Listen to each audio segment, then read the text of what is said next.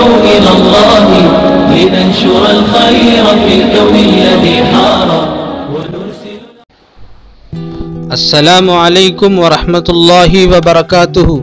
معزز ناظرین، آپ تمام بازوق حضرات کا اسلامک گفتار چینل میں دل کی عمیق گہرائیوں سے خیر مقدم و خوش آمدید.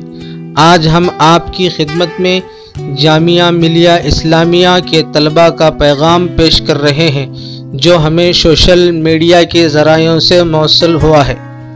علماء ہند سے طلباء جامعہ ملیہ اسلامیہ کی اپیل. جامعہ ملیہ اسلامیہ تحریک آزادی سے نکلی ہوئی ایک یونیورسٹی ہے جس کی بنیاد مولانا محمد علی جوہر، ڈاکٹر ذاکر حسین، مولانا ابوالکلام آزاد اور مولانا محمود الحسن جیسی عظیم شخصیتوں نے رکھی تھی. ہم جامعہ کے طلباء انہی تاریخ وراثت کو آگے بڑھاتے ہوئے CAB اور NRC جیسے امتیاز برتنے والے کالے قانون کی مخالفت کے لیے قومی سطح پر مہم کا آغاز کر رہے ہیں اور آپ علماء کرام سے مدد کی درخواست کرتے ہیں.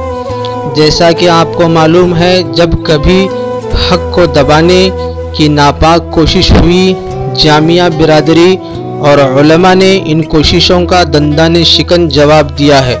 علماء کا نام قوم میں نبیوں کے وارث کی حیثیت سے بصد احترام لیا جاتا رہا ہے اور لیا جاتا رہے گا.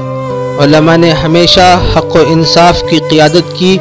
آج جب پھر ایک بار NRC اور CAB کے ذریعے حق کو دبانے اور انسانیت کو شرمسار کرنے کے جو عزائم سامنے آئے ہیں، تو علماء کا یہ فریضہ بنتا ہے کہ وہ جامعہ برادری کے ساتھ شانے سے شانہ ملا کر ساتھ دیں اور حق پرستوں کی اس جماعت کی قیادت و نمائندگی کا اپنا ازلی فریضہ انجام دیں.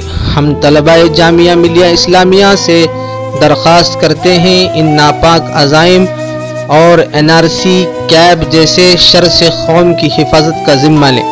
NRC اور CAB ایک ایسا قانون ہے جو مذہب کی بنیاد پر شہریت کی بات کرتا ہے. یہ ہندوستانی آئین کے بنیادی ڈھانچے کو اکثر بدل کر رکھ دے گا. مستقبل میں یہ بل مسلمانان ہند کی شہریت چھیننے کے لیے بطور ہتھیار استعمال ہوگا. کسی بھی شخص کو اس بل کی روح سے در انداز اور گھسپیٹیا قرار دیا جا سکتا ہے.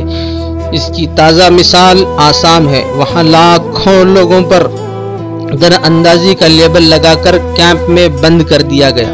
لہٰذا ہم جامعہ ملیہ اسلامیہ ایک بار پھر آپ کی جناب میں مؤدبانہ التماس کرتے ہیں، ہمارے ساتھ آئیں اور اس بل کی مخالفت کریں. نیز مساجد اور اپنے حلقوں میں اس کے متعلق بیداری پیدا کریں.